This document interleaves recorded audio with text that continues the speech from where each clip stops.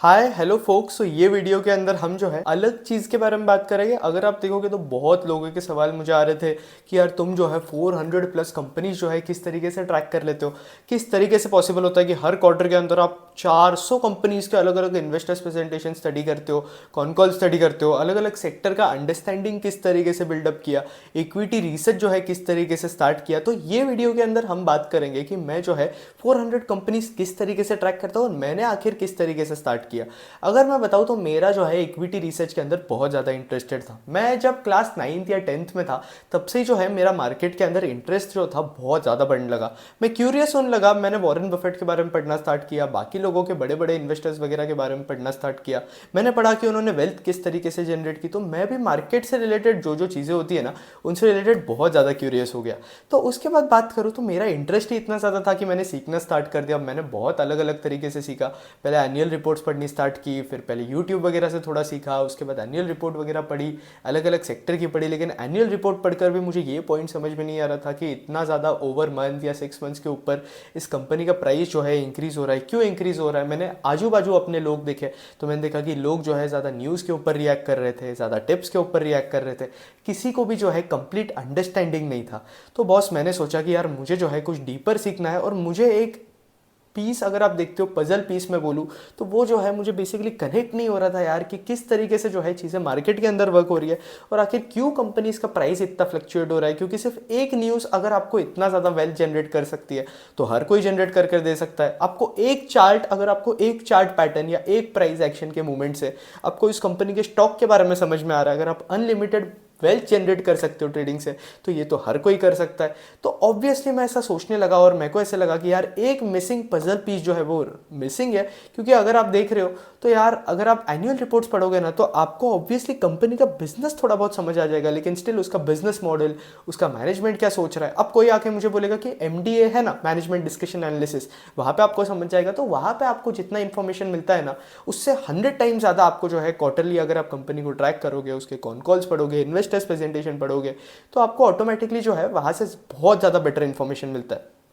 तो अगर कोई बोलता है ना कि यार मुझे इक्विटी रिसर्च करना है, मुझे भी जो है 100 प्लस कंपनीज ट्रैक करनी है, 400 प्लस कंपनीज ट्रैक करनी है, 200 प्लस कंपनीज ट्रैक करनी है, तो मैं आपको एक बात बताता हूँ। आपको इक्विटी रिसर्च के अंदर कब जाना चाहिए? अगर आपको ऐसा लगता है कि आपका मार्केट के अंदर इंटरेस्टेड है, अगर आप इंटरेस्टेड हो कि कंपनी के प्राइजेस किस तरीके से फ्लक्चुएट होते हैं, अगर आप इंटरेस्टेड हो कि आपको मार्केट के अंदर आना है, कंपनीज के अंदर इन्वेस्ट करना है, इन्वेस्टेड रहना है कंपनीज के बिजनेस के अंदर, चार्ट वगैरह के बारे में मैं नहीं बात कर रहा हूँ। ओवरऑल इन्वेस्टमेंट जर्नी आपको आपकी स्टार्ट करनी है। आपको ओवरऑल बॉटम्स अप जाना है कि आप कंपनी को स्टडी कर कर ओवरऑल फिर इकोनॉमी को स्टडी करो, ना कि जो लोग यूजुअली करते हैं। अगर आप देखोगे तो टॉप डाउन अप्रोच यूज करते हैं, तो वो अप्रोच अगर आपको नहीं करना है, आपको बॉटम्स अप जाना है। हाँ, इक्विटी रिसर्च के अंदर टॉप डाउन भी होता है, मैं ऐसा नहीं बोल रहा हूँ कि आप जो है मैक्रो इकोनॉमिक्स से कंपनी की तरफ नहीं आ सकते हो, लेकिन मेरा अगर पर्सनल प्रेफरेंस पूछो तो बॉटम्स अप चीज़ें जो है हमें बेटर लगती है। क्योंकि अगर आप बॉटम्स अप चीज़ों को स्टडी करोगे, नीचे कंपनी लेवल से स्टार्ट करोगे और फिर मैक्रो तक जाओगे, तो आपको बेटर अंडरस्टैंडिंग बिल्ड होगी उस कंपनी की भी, इसके साथ साथ सेक्टर के अंदर क्या चल रहा है, पीयर्स के अंदर क्या चल रहा है, किस कंपनी का मैनेजमेंट क्या बोल रहा है, इसके बारे में जो है बेटर अंडरस्टैंडिंग बिल्ड होता है। अब इसके साथ साथ मैं अगर आपको बोलूँ तो अब मेरी जर्नी की मैं बात करता हूँ, तो मेरा जो है बहुत ज़्यादा इंटरेस्टेड था, मेरा इंटरेस्ट बहुत ज़्यादा था और बेसिकली मैं बहुत ज़्यादा इंटरेस्टेड था। वह अगर आप देख रहे हो तो मैं जो है बहुत सारी कंपनीज देखता रहता था, इसका प्राइस किस तरीके से फ्लक्चुएट हो रहा है, क्या हो रहा है, और फिर मैंने जो है कॉन कॉल्स वगैरह पढ़ना स्टार्ट करा था। अब कॉन कॉल जब मैंने पढ़ना स्टार्ट किया था, एक कॉन कॉल अगर आप पढ़ोगे, कोई भी अगर नया बिगिनर है वो बोलेगा कि यार मेरे को तो कुछ समझ ही नहीं आ रहा है। इन्वेस्टर्स प्रेजेंटेशन पढ़ोगे, बोलोगे यार ये क्या चीज़ है, इससे क्या फ़र्क पड़ेगा, बट आपका जो है उस कंपनी को लेकर जो है कन्विक्शन बिल्ड नहीं होगा। लेकिन आप अगर उस कंपनी को जो है हर एक क्वार्टर ऑन क्वार्टर उसका मैनेजमेंट क्या बता रहा है, उसका मैनेजमेंट आगे का गाइडेंस क्या दे रहा है, आगे सेक्टर के अंदर क्या चल रहा है, आप एक कंपनी स्टडी करो। फॉर एग्जांपल मैं अपना एग्जांपल लूँ तो मुझे जो है एफएमसीजी इंडस्ट्री जो है बहुत ज़्यादा सिंपल लगता था। क्योंकि एफएमसीजी इंडस्ट्री के अंदर अगर आप देखोगे तो डिस्ट्रीब्यूशन जो होता है वो सबसे ज़्यादा इंपॉर्टेंट होता है। किसी कंपनी के अंदर जिसका डिस्ट्रीब्यूशन सबसे ज़्यादा स्ट्रॉन्ग है आपके एफएमसीजी स्पेस के अंदर, जैसे कि एचयूएल है करंटली, तो इसलिए अगर आप देख रहे हो तो एचयूएल जो है इतनी ज़्यादा सेल्स कर पाता है। लेकिन अगर आप देख रहे हो तो मेरा इंटरेस्ट जो था वो आपके बड़े बड़े लार्ज कैप कंपनीज के अंदर नहीं था, क्योंकि ये लोग जो है ऑलरेडी बहुत बड़ा बेस बना कर चुके हैं, अपना बहुत बड़ा बिजनेस एम्पायर बना चुके हैं। और यहाँ से जो है अगर आपको एक्सपोनेंशियल रिटर्न्स कमाने हैं, अब ऑब्वियसली मैं किसी को ऐसा नहीं बोल रहा हूँ, कोई अगर 60 प्लस है तो उसके लिए जो है आपका कोई बाय सेल रिकमेंडेशन नहीं दे रहा हूँ, लेकिन लार्ज कैप कंपनी जो है ऑब्वियसली बेटर होती है, सेफ होती है। लेकिन अगर आपको एक्सपोनेंशियल रिटर्न कमाने और अगर आप बहुत यंग हो तो बॉस मेरा जो प्रेफरेंस इसके वजह से अगर आप देखोगे तो स्मॉल कैप्स की तरफ ज़्यादा गया, मिड कैप्स की तरफ ज़्यादा गया, आपके माइक्रो कैप्स की तरफ ज़्यादा गया। अब ऐसा नहीं है कि यार मुझे लार्ज कैप कंपनी पसंद नहीं है, मुझे पसंद है, मैं लार्ज कैप कंपनीज को भी ट्रैक करता हूँ। लेकिन अगर आप देखोगे तो जिस लार्ज कैप कंपनी के अंदर ग्रोथ में देखने मिलता है, अब मैं बहुत सारे नाम लूंगा इस वीडियो के अंदर, तो कोई भी नाम को जो है आप बाय सेल रिकमेंडेशन मत देना। अगर आप बाय लार्ज कैप के अंदर देखोगे तो वरुण बेवरेजेस अच्छा ग्रोथ दिखा रहा है, आपका ट्रेंट अच्छा ग्रोथ दिखा रहा है, कल्याण ज्वेलर्स अच्छा ग्रोथ दिखा रहा है, आपका टाइटन अच्छा ग्रोथ दिखा रहा है, तो लार्ज कैप कंपनीज भी ग्रोथ दिखाती है। तो मैं इंटरेस्टेड हूं उस कंपनी के अंदर जो कि शुरू से अभी ग्रो कर रही है या अच्छे खासे बेस पे भी पहुंच चुकी है, लेकिन उसके सेक्टर के अंदर सबसे ज्यादा फास्ट ग्रो कर रही है। तो अगर आपको समझना है तो आपको सेक्टर पढ़ना स्टार्ट करना पड़ेगा। तो आप बेसिकली आपको एक सिंपल एक्सरसाइज दूं, मैंने किस तरीके से स्टार्ट किया था बताऊं। मैंने जो है एक एफएमसीजी कंपनी उठाई थी और मैंने उस एफएमसीजी कंपनी से स्टार्ट किया और फिर दूसरी एफएमसीजी कंपनी के ऊपर गया, फिर उसके बाद तीसरी एफएमसीजी कंपनी के ऊपर गया, और ऐसे करते करते मैंने जो है पूरा एफएमसीजी सेक्टर पढ़ लिया। और मुझे जो है पूरा एफएमसीजी सेक्टर का जो है आइडिया लग गया था कि डिस्ट्रीब्यूशन इंपॉर्टेंट होता है, आपके कॉस्ट इंपॉर्टेंट होते हैं, केपेक्स वगैरह करना पड़ता है। इसके साथ साथ प्रीमियमाइजेशन का ट्रेंड हमें एफएमसीजी के अंदर देखने मिल रहा है कि कंपनी जो है आपके प्रीमियम प्रोडक्ट्स, प्रीमियम बिस्किट्स, इसके ऊपर ज़्यादा फोकस कर रही है। क्योंकि अगर आप जो मार्केट लीडर्स को देखोगे तो इनका ऑलरेडी वॉल्यूम ग्रोथ इतना ज़्यादा नहीं हो रहा है, तो इसलिए अभी करंटली अगर इन्हें अपनी रेवेन्यूज इंक्रीज करनी है तो इन्हें वैल्यू ग्रोथ के ऊपर फोकस करना पड़ेगा। ये सारे पैरामीटर्स जो है हमें पता होने चाहिए। अगर आप कोई भी सेक्टर को पढ़ना स्टार्ट कर रहे हो तो आप पहले उसके पैरामीटर सीखो। अब ये चीज हमें समझेगी कैसे, कोई भी चीज अगर आप देखोगे तो आपको कोई भी चीज सीखनी है तो आप ऐसे नहीं कर सकते कि यार मैं पहले 10-100 ट्यूटोरियल देखूंगा इसके, फिर मैं डिसाइड करूंगा कि मुझे एफएमसीजी सेक्टर जो है पढ़ना है, फिर उसके बाद मैं कॉन कॉल पढ़ने जाऊंगा, मैंने सब सीख लिया एफएमसीजी के बारे में, फिर मैं कॉन कॉल पढ़ूंगा। इस तरीके से नहीं होता है। अगर आपको कोई भी सेक्टर के बारे में सीखना है, कोई भी कंपनी को समझना है, तो पहले जाओ, रिसर्च करो, हाथ गंदे करो, और हाथ गंदे करने के बाद जो है फिर तुम स्टार्ट कर सकते हो बाकी चीज़ें। बाकी अगर कुछ समझ नहीं आता है, फॉर एग्जांपल कॉम्प्लेक्स सेक्टर भी होते हैं, मुझे भी अभी भी जो है बहुत ज़्यादा सेक्टर जो है कॉम्प्लेक्स लगते हैं। अगर मैं बात करूँ तो मुझे फार्मा सेक्टर कॉम्प्लेक्स लगता है, उसके अंदर मैं करेंटली एपीआईएस को स्टडी कर रहा हूँ, एक्टिव फार्मास्यूटिकल इंग्रेडिएंट्स बोलते हैं। अब इसके पहले मैंने सीडीएमओ स्टडी करा था। उसके बाद अगर आप देखोगे तो कुछ और कॉम्प्लेक्स सेक्टर होते हैं, जैसे कि रियल इस्टेट वगैरह भी मुझे बहुत कॉम्प्लेक्स लगता है। टेक्सटाइल सेक्टर के अंदर वेरिएबल बहुत ज़्यादा होते हैं। आपके ऑयल सेक्टर मुझे बहुत ज़्यादा कॉम्प्लेक्स लगता है, ऑयल एंड पेट्रोलियम वाला। कमोडिटीज़ कॉम्प्लेक्स लगता है। तो इसका ये मतलब है क्या कि मैं इन सेक्टर्स को कभी पढ़ूंगा नहीं, मैं पढ़ूंगा और मैं भी सीख रहा हूं। अभी अगर आप देखोगे तो मैं भी इन कंपनीज को जो है इनका कॉन कॉल पिक करता हूं। जो सेक्टर्स मुझे नहीं आते उस कॉन कॉल की कंपनी का जो है मैं समझता हूं कि यार किस तरीके से चीजें चल रही है। बहुत बार होता है अगर आप नया सेक्टर उठाओगे तो आपको जो है चीजें समझ नहीं आएगी, आप बोलोगे कि यार ये क्या चल रहा है, कुछ समझ ही नहीं आ रहा है, बातें ही समझ नहीं आ रही है। लेकिन अगर आपको बातें समझ नहीं आएगी, फिर आप जाके गूगल अप करोगे, गूगल पे देखोगे कि यार किस तरीके से चीजें, इस चीज का ये मतलब होता है, इस पैरामीटर का ये मतलब होता है। तो अगर मैं बात करूं तो एक गोल्ड कंपनी, अब गोल्ड सेक्टर मैंने जब पढ़ना स्टार्ट किया था तो मुझे पता ही नहीं होता था। अब ज्वेलरी सेक्टर के अंदर अगर आप देखोगे तो आपका स्टडेड रेशियो जो है वो बहुत ज़्यादा इंपॉर्टेंट होता है। जितना ज़्यादा आपका स्टडेड रेशियो इंक्रीज होते जाता है ना, उतने ज़्यादा आपके मार्जिन इंक्रीज होते जाते हैं। इसके साथ साथ ज्वेलरी के अंदर सेम स्टोर सेल्स ग्रोथ जो है एक इंपॉर्टेंट पैरामीटर होता है जो कि आपको ट्रैक करना चाहिए। हॉस्पिटल इंडस्ट्री के अंदर आरपॉप करके एक पैरामीटर होता है जो कि आपको ट्रैक करना चाहिए। अगर आप होटल इंडस्ट्री को ट्रैक कर रहे हो तो वहां पे जो है रेव पार नाम का एक पैरामीटर होता है जो कि आपको ट्रैक करना चाहिए। इसके साथ साथ सीमेंट पढ़ रहे हो तो ईवी टू एबिटा आपको ट्रैक करना चाहिए, ईवी पर टन कितना हो रहा है वो ट्रैक करना चाहिए। ऑटो पढ़ रहे हो तो कितने यूनिट सेल हो रहे हैं वो आपको ट्रैक करना चाहिए। ईएमएस पढ़ रहे हो तो मार्जिन किस तरीके से इंप्रूव हो रहे हैं, एसेट टर्न्स किस तरीके से चल रहे हैं। अब ये अंडरस्टैंडिंग मुझे कैसे आया, मुझे भी तो पढ़ कर ही आया। अगर आप देखोगे तो जब मैंने स्टार्ट किया था, मैंने एफएमसीजी से स्टार्ट किया, फिर मैं रिटेल स्पेस मुझे ज्यादा समझ आता था। कभी भी आप स्टार्ट करोगे ना तो इजी कंपनी से स्टार्ट करो। लोग क्या करते पता है, लोग सीधा करेंगे यार मैं केमिकल पढ़ता हूं, सीधा यार मैं फार्मा सेक्टर उठा लेता हूं। देखो अगर आपका अंडरस्टैंडिंग है बैंकिंग पे, केमिकल पे, फार्मा पे, बैंकिंग और एनबीएफसी पे भी मेरा अंडरस्टैंडिंग नहीं था। मैंने फाइनेंशियल स्पेस को पढ़ के अलग अलग सेक्टर्स उठाए, अलग अलग क्वार्टर्स पढ़ता रहा मैं। शुरू में चीज़ें समझ नहीं आई, बट अगर आप पढ़ते रहोगे तो आपका अंडरस्टैंडिंग बिल्ड होगा। इसके साथ साथ कुछ चीज़ें नहीं समझ में आई तो मैंने गूगल यूज़ किया, एआई यूज़ किया, चैट जीपीटी यूज़ किया, डीपसिक वगैरह तो छोड़ो अभी अभी आया, लेकिन अगर आप देखोगे तो बहुत सारी चीज़ें यूज़ करी है मैंने। बहुत सारे वेरिएबल्स ही समझ नहीं आते थे बैंकिंग के अंदर। अगर आप देखोगे तो मुझे समझ में ही नहीं आता यार 30+ डीपीडी क्या है, 60+ डीपीडी क्या है, 90+ डीपीडी क्या है, क्रेडिट कॉस्ट किस डायरेक्शन के अंदर जा रहा है, कब बैंकिंग कंपनी जो है पैसे बना सकती है, लोन बुक की क्वालिटी क्या है, लोन बुक का टाइप क्या है, ये सब चीज़ें समझ ही नहीं आती। अगर आप पढ़ोगे नहीं तो समझ कैसे आएगी।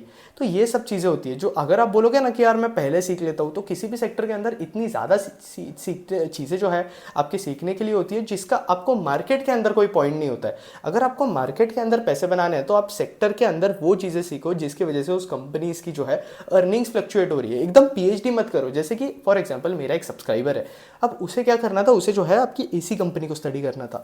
अब एसी कंपनी के लिए उसने क्या किया पता है क्या, वो एकदम पीएचडी करने लगा कि यार एसी का ये कंपोनेंट है, इसके अंदर ये जाता है, उस कंपोनेंट के अंदर वो जाता है। यार इससे थोड़ी ना पैसा बनेगा मार्केट के अंदर। आपको अगर पैसा बनाना है तो आपको पता होना चाहिए ना डायरेक्शन क्या है कंपनी का, ओवरऑल आपको बिजनेस मॉडल पता होना चाहिए। आप ऐसे थोड़ी ना बोलोगे कि यार एसी का ये कंपोनेंट है, इसका प्राइस इधर फ्लक्चुएट हो रहा है। अरे घंटा कोई कंपनी को फर्क पड़ेगा ये प्राइस फ्लक्चुएट हो रहा है, कॉपर का प्राइस फ्लक्चुएट हो रहा है एक कंपोनेंट का, या फिर एक एबीसी कंपोनेंट है एसी के अंदर जो जाता है उसके अंदर प्रॉब्लम आ गया, हाँ सप्लाई चेन के अंदर प्रॉब्लम आता है। ये सब चीजें समझो ना, एक कंपोनेंट हो गया उसके बारे में पीएचडी करना, इसका नाम क्या है, वो कंपोनेंट, ये कंपोनेंट, याद कैसे रखोगे इतनी चीजें। तो केमिकल और फार्मा के अंदर जब लोग जाते हैं तब लोग क्या करते हैं कि यार इंपॉर्टेंट चीजें जो होती है ना वो सब छोड़ देते।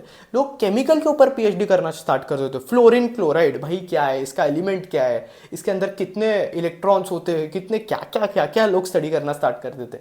तो यार इस तरीके से चीजें नहीं वर्कआउट होती है। आप अगर कोई भी सेक्टर को स्टार्ट कर रहे हो पढ़ना तो उसके कंपनी को स्टार्ट करो, फिर पीयर्स को समझो और देखो कि ट्रेंड किस तरीके से जा रहा है। अगर आप सेक्टर की सारी कंपनीज पढ़ लोगे ना तो आपको कोई भी एनालिस्ट की जरूरत नहीं पड़ेगी, आपको कोई भी ब्रोकरेज हाउस की जरूरत नहीं पड़ेगी कि यार तू एक काम कर, इस सेक्टर के अंदर ये हो रहा है, उस सेक्टर के अंदर ये हो रहा है। वो लेकर आता है ना, मोतीलाल रिपोर्ट लेकर आता है, नुआमा रिपोर्ट लेकर आता है, आपको इस रिपोर्ट की जरूरत ही नहीं पड़ेगी। आपको क्या करना है पता है, सेक्टर के सारे पीयर्स को पढ़ना है। अगर आप सेक्टर के पीयर्स को पढ़ लोगे तो आपका इतना ज्यादा अंडरस्टैंडिंग मिल जाएगा उस सेक्टर के ऊपर जो अनबीटेबल रहेगा। और सबसे इंपॉर्टेंट चीज जो कि मार्केट के अंदर होती है वो है कन्विक्शन। और आपका जिस तरीके से आप जितनी ज्यादा कंपनीज पढ़ोगे आपका कन्विक्शन बिल्ड होते जाएगा उस रिसर्च के ऊपर। अगर आप देखोगे तो आप सिर्फ अगर मेरा वीडियो देख लेते हो एज अ रिसर्च और फिर उसके बाद अगर आप सीधा इन्वेस्टिंग करने चल जाओगे तो आपको उस तरीके से चीजें वर्क नहीं होगी। आप मेरा वीडियो भी देख रहे हो, आप उसके बाद कन्विक्शन भी बना रहे हो अपना सेक्टर के ऊपर, आप मेरा वीडियो देखकर समझ रहे हो कि यार किस तरीके से इस सेक्टर के अंदर चीजें चलती है, और आप उसी चीजों को ट्रैक करना स्टार्ट कर दोगे उस सेक्टर के अंदर तो आपको ऑटोमेटिकली कन्विक्शन बनना स्टार्ट कर देगा। तो हाँ, मेरे जो वीडियोस है वो आपको डायरेक्शन देंगे कि आपको किस तरीके से चलना है। लेकिन एग्जैक्ट यार मैं इस कंपनी के अंदर इन्वेस्ट करूं नहीं करूं, ये करूं वो करूं, इस कंपोनेंट को पढ़ूं, ये पढ़ूं वो पढ़ूं, ये सब नहीं हो पाएगा यार। और कोई कोई लोग क्या करते हैं बताएगा, बहुत लोगों को आदत होती है यार स्क्रीनर पे जो एआई समरीज है ना, लोग वो पढ़ना स्टार्ट कर देते, बोलते कि यार चलो मैंने जो है 10 मिनट के अंदर, अभी फॉर एग्जांपल मैं एक एग्जांपल लूँ तो ईएमएस सेक्टर के अंदर एक कंपनी है ईपैक ड्यूरेबल्स। अब किसी को अगर ईपैक ड्यूरेबल्स का पढ़ना है तो लोग क्या बोलेंगे, यार समरी पढ़ ली बस, मुझे इस कंपनी के बारे में सब कुछ पता है। आप अब समरी अगर आप सीधा पढ़ रहे हो और अगर आप पूरा कॉल नहीं पढ़ रहे हो तो मैं कुछ प्रॉब्लम्स होता है जो कि आपको बताता हूँ। मैनेजमेंट का सेंटिमेंट आपको नहीं समझेगा, गाइडेंस वगैरह तो भी समझ जाएगा लेकिन आधी से ज्यादा चीजें जो है आप मिस कर दोगे, क्योंकि ये एआई समरी, ये एआई नोट्स वगैरह हर चीज कवर नहीं करते। तो इसलिए आपको रिसर्च करना है ना तो खुद का कन्विक्शन होना चाहिए, और खुद का कन्विक्शन होना है इसके लिए इंटरेस्ट होना चाहिए। तो अगर आपको इक्विटी रिसर्च के अंदर जाना है तो बॉस आपका इंटरेस्ट जो है बहुत ज्यादा होना चाहिए। मैंने भी इस तरीके से स्टार्ट किया था, मेरा इंटरेस्ट जो था बहुत ज्यादा था, इसलिए मैं सेक्टर ऑन सेक्टर जाते गया। पहले इजी सेक्टर से स्टार्ट करा, फिर थोड़े टफ सेक्टर पे जाने लगा। और ऐसा नहीं है कोई मुझे बोलेगा ना कि यार मुझे सिर्फ बैंकिंग ही समझ आती है तो पढ़ लो भाई बैंकिंग। ओवरऑल अगर सेक्टर में प्रॉब्लम आ गया, लेंडिंग में प्रॉब्लम आ गया तो भाई कुछ नहीं कर सकते। लेकिन अगर चीजें ठीक चल रही है मार्केट के अंदर, ओवरऑल इकोनॉमी के अंदर चीजें ठीक चल रही है तो बैंकिंग पढ़ लो। आप आराम से बैंकिंग पढ़कर पैसा बना सकते हो। आपको पता है कि माइक्रो फाइनेंस के अंदर लेंडिंग कैसे होती है, आपके एनबीएफसी के अंदर लेंडिंग कैसे होती है, स्मॉल फाइनेंस बैंक किस तरीके से वर्क करते हैं, क्या फैक्टर्स ट्रैक करनी चाहिए, किस तरीके से एसेट क्वालिटी खराब हो रही है। अगर आपको बैकग्राउंड है तो कर लो। कोई बोलता है यार मेरा आईटी का बैकग्राउंड है, कर लो भाई आईटी पढ़ लो, पहले जाकर आईटी का सेक्टर पढ़ो फिर आगे जाओ। कोई बोलता है यार मैं ज्वेलरी कंपनी के अंदर काम करता हूं तो आपको ज्वेलरी रिटेल सबसे बेस्ट सेक्टर है। तो आपके बैकग्राउंड के हिसाब से जो है आपको चीजें उस तरीके से सोचनी पड़ेगी, क्योंकि मैं आपको सीधा गाइडेंस नहीं दे सकता हूँ। और हाँ, अगर आपको मेरा गाइडेंस चाहिए, आपको मेरी मेंटरशिप चाहिए तो मेरा मेंटरशिप प्रोग्राम जो है वो लाइव जा चुका है। अगर आप देखोगे तो नीचे डिस्क्रिप्शन में एक लिंक दिया हुआ है जहां से जो है आप मेरे मेंटरशिप प्रोग्राम के लिए रजिस्टर कर सकते हो। ये मेंटरशिप प्रोग्राम जो है इक्विटी रिसर्च मेंटरशिप प्रोग्राम है, जहां आप जो है मुझसे 1-on-1 कनेक्ट कर सकते हो, आप सारे डाउट्स मुझसे पूछ सकते हो। आप एवरी टाइम जैसे जब भी आपको कोई डाउट आता है मेरे पास आ सकते हो। इसके साथ साथ हम जो है हर एक वीक के अंदर लाइव प्रैक्टिकल वर्कशॉप्स करते हैं, जहां हम जो है अलग अलग सेक्टर्स को डिकोड करते हैं। इस सेक्टर के अंदर ये ट्रैक करना चाहिए, अभी करंटली कौन से सेक्टर के अंदर कौन सी कंपनी क्या कर रही है, इस कंपनी के अंदर प्रॉब्लम है, अगर वो ये कंपनी इस तरीके से करेगी तो यहाँ प्रॉब्लम चल रहा है। हम सिर्फ मार्केट पर्सपेक्टिव के हिसाब से बात करते हैं, हम कोई पीएचडी के हिसाब से हमें करना नहीं है। तो ये वर्कशॉप जो होती है एकदम लाइव प्रैक्टिकल वर्कशॉप्स होती है, जहां आपको आइडिया लगता है कि इस सेक्टर के अंदर इस तरीके से वेरिएबल्स मूव होते हैं, मुझे ये ट्रैक करना करना चाहिए, ताकि इस कंपनी का अगर इस कंपनी के अंदर, इस सेक्टर के अंदर अगर ये फैक्टर्स खराब हो गए तो मुझे यहाँ से कट ऑफ करना चाहिए अपना कैपिटल। जैसे कैपिटल मार्केट कंपनीज देखोगे तो कैपिटल मार्केट जब खराब परफॉर्म करना स्टार्ट कर देते तो कैपिटल मार्केट्स की जो स्टॉक्स है वो भी खराब परफॉर्म करना स्टार्ट कर देते हैं। तो ये क्या फैक्टर्स होते हैं, आपका वॉल्यूम ग्रोथ होता है, वैल्यू ग्रोथ होता है, कौन से सेक्टर के अंदर क्या फैक्टर होता है, ये सब चीज़ें जो है आपको वर्कशॉप्स के अंदर सीखने मिलेगी। इसके साथ साथ आपके जो खुद के सवाल है आप मुझे कनेक्ट कर सकते हो। इसके साथ साथ आपको इसके अंदर एक और एडेड बेनिफिट ये मिलेगा कि आपको बेसिकली मैं जो भी स्टॉक स्टडी कर रहा हूँ, मैं क्या स्टॉक बाय कर रहा हूँ, क्या स्टॉक सेल कर रहा हूँ, मेरा क्या आइडियोलॉजी उस स्टॉक को लेते टाइम, वो सब भी जो चीज़ें हैं मैं आपके मेंटरशिप प्रोग्राम के जो ग्रुप में जो है मैं अपडेट करता रहता हूँ, ताकि आपका आइडियोलॉजी बिल्ड हो जाए कोई भी कंपनी के ऊपर। तो ये सब चीज़ें जो है मेंटरशिप प्रोग्राम के अंदर चलती होती है। तो अगर आपको ऐसा लग रहा है कि मेरा चैनल जो है आपकी लाइफ के अंदर वैल्यू ऐड कर रहा है, अगर आपको मेरा कंटेंट पसंद आ रहा है फ्री वाला, तो आप जो है मेंटरशिप प्रोग्राम के अंदर एनरोल कर सकते हो, जहाँ और भी बहुत सारे बेनिफिट्स जो आपको मिलेंगे। ये वीडियो एंड होने के बाद मैं मेंटरशिप प्रोग्राम का वीडियो डाल दूंगा, या आप चैनल पे जाकर भी जो है मेंटरशिप प्रोग्राम का वीडियो चेकआउट कर सकते हो, और जल्द से जल्द डिस्क्रिप्शन के थ्रू उस मेंटरशिप प्रोग्राम के लिए जो है वो रजिस्टर करो। अब आगे जाकर मैं बात करूँ तो मैं आपको एक सजेशन दूंगा। अब कोई भी सेक्टर पढ़ना स्टार्ट करना है ना आपको, तो आप कोई भी कंपनी उठाओ, पीयर्स पकड़ो, सेक्टर का अंडरस्टैंडिंग बिल्ड करो, समझो कि यार इस सेक्टर के अंदर बेस्ट प्लेयर कौन सा है। क्योंकि कभी भी जो है कोई भी सेक्टर हो उसके अंदर हाईएस्ट ग्रोथ प्लेयर होना चाहिए जिसको आपको स्टिक टू करना चाहिए। ये सब आपको पढ़ते पढ़ते ही आइडिया लगेगा, ओवरऑल जो है आपको आइडिया नहीं लग सकता है। फिर इसके बाद अगर आप देखोगे तो एक मिस्टेक जो कि लोग बहुत ज़्यादा करते हैं कि कॉम्प्लेक्स सेक्टर उठा लेते हैं, तो ये भी मत करना। और इसके साथ साथ अगर आप देखोगे तो एक सेक्टर अगर आपने पढ़ लिया तो आप जो है सेक्टर एक्सपांड करते रहो, जैसे कि मैंने पहले बोला। क्योंकि अगर आप एक्सपांड नहीं करोगे, बोलोगे कि यार मुझे इतने इतने सेक्टर आते हैं। अगर मैं मेरा पर्सनल एग्जांपल लूँ तो अभी अगर मुझे फार्मा सेक्टर का अंडरस्टैंडिंग नहीं है, अब मैं बोलूँगा कि यार मैं तो रिटेल सेक्टर से ही पैसे बनाऊंगा, मेरे को बैंकिंग से ही पैसे बनाने, मुझे फार्मा पढ़ना ही नहीं है। तो अगर सीडीएमओ की जो अभी अपॉर्चुनिटी जो है हमें देखने मिल रही है, अगर मैं फार्मा सेक्टर के बारे में आइडिया ही नहीं लेता तो मैं सीडीएमओ वाले जो टेलविंड्स है वो मिस कर देता। अगर मैं सोचता कि यार मुझे ईएमएस सेक्टर पढ़ना ही नहीं है, ईएमएस सेक्टर के अंदर कितनी भी टेलविंड्स होगी, कंपनीज कितने भी पैसे बना रहे होंगे, स्टॉक जो है 5x हो रहे होंगे, 10x हो रहे होंगे, तो मुझे पता ही नहीं होगा, क्योंकि मेरा स्कोप ही इतना छोटा होगा। इसलिए जो है मैं बोलता हूँ मैक्सिमम से मैक्सिमम कंपनीज ट्रैक करो। और ये कंपनीज आप ट्रैक कैसे कर सकते हो? मेहनत से भाई, सीखो सीखो किस तरीके से चीज़ें जो है वो वर्कआउट होगी। बिना सीखे कुछ नहीं होने वाला है, टाइम देना पड़ेगा। अगर आपका इंटरेस्ट है तो आप ऑटोमेटिकली टाइम दोगे, इंटरेस्ट नहीं है बोलोगे कि यार मुझे नहीं आता है, सेक्टर नहीं आता, तो बस ऐसे ही पढ़ रहोगे। इंडेक्स इन्वेस्टिंग करो, फिर आपके लिए म्यूचुअल फंड वगैरह बेस्ट है। लेकिन अगर आपको एक्टिव इन्वेस्टिंग करनी है तो आपको रिसर्च वाला काम खुद करना पड़ेगा। दूसरे के रिसर्च पर मैं बोलता हूँ यार रिलाय मत करो, सिर्फ खुद का भी कन्विक्शन होना चाहिए। क्योंकि अभी जो करंट बेयर मार्केट चल रहे हैं वो सबसे बड़ा बेस्ट एग्जाम्पल है।